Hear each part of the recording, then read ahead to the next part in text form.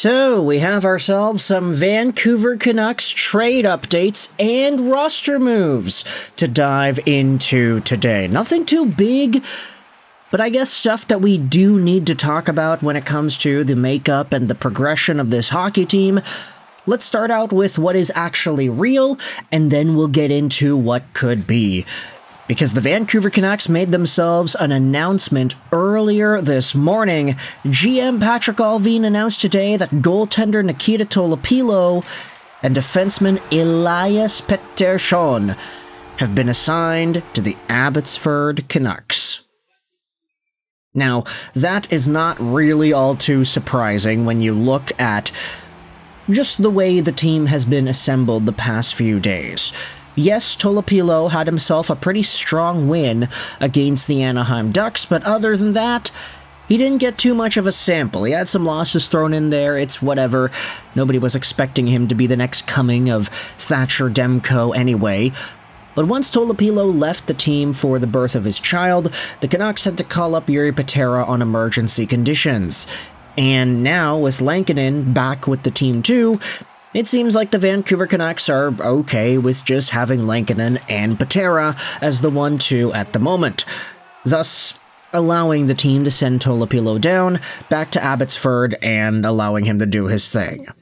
It's not an indictment against Tolopilo that he's getting sent down. I think it's really just circumstantial. It's like, okay, well, we already have Patera. We don't want to send him down again. He's been going up and down the entire year, it seems like.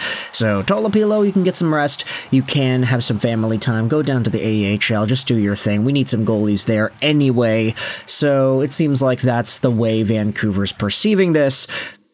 Meanwhile, you have Elias Pettersson getting sent down too to the Abbotsford Canucks. He has spent the entire season with the main Vancouver squad, and he had spent a good chunk of the end of last season, too, with Vancouver as well.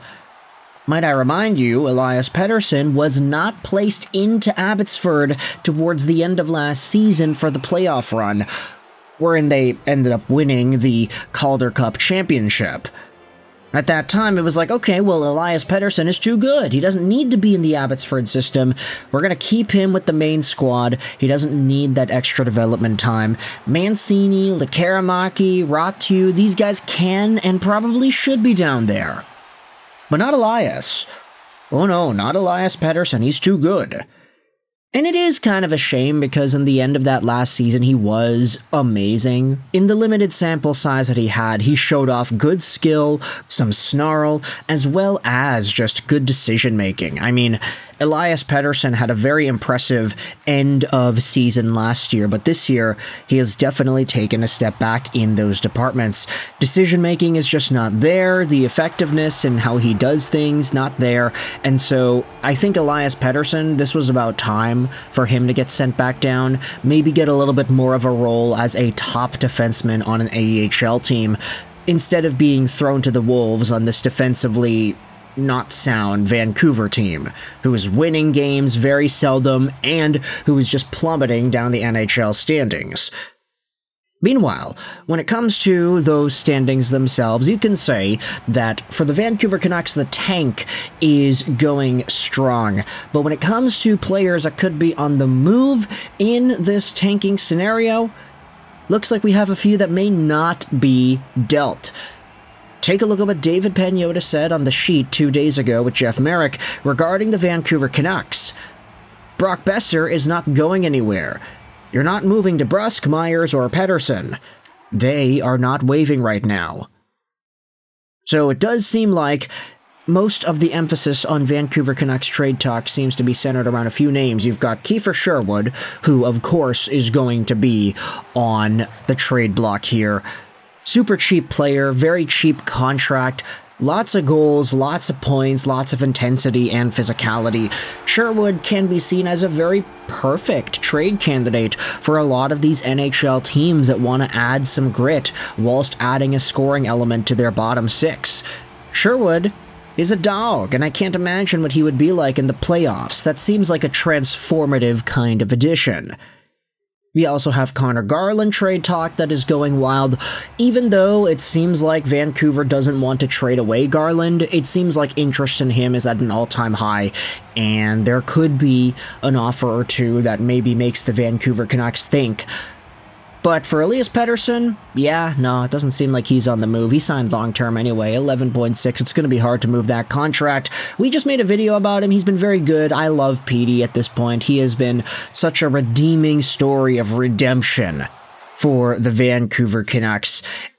Brock Boeser, it would be very difficult to move him, I think, at this point.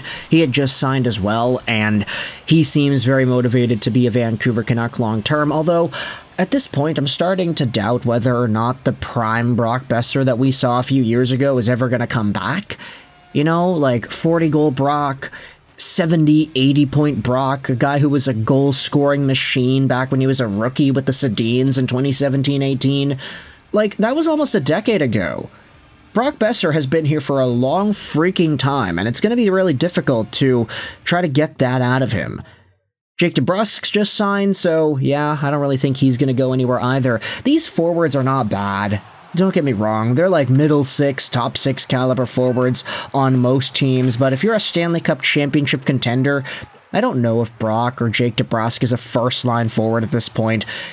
Can Elias Pettersson be that Barkov-like first-line caliber asset? I'd probably say yeah, but it's hard to see that out of him because the wingers that he plays with just are not that great. But let's move on to some other Vancouver Canucks trade talk. This is what Dominic Stramatti went out there and said earlier this morning. Dollywall on Donnie and Dolly just said that the Vancouver Canucks, they do not want draft picks. They want to stay competitive, quote unquote. And there are a number of examples over the past few years, as highlighted by guys like Thomas Drance, that indicate just how that plan doesn't work.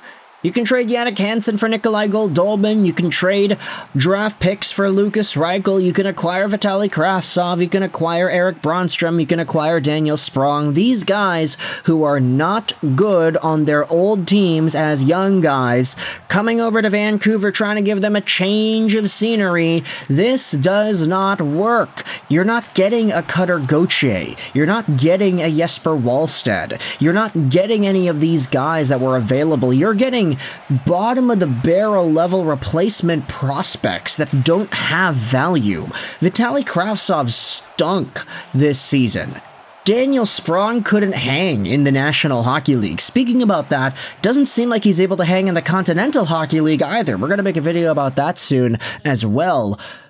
But Vancouver has gone through this song and dance so much. They refusal to get draft picks. They just want to get guys who are 20, 21, 22, so that they're young and they can compete and contribute to the team now. They want to be competitive. Oh yeah, the Vancouver Canucks, second last in the NHL, competitive, right?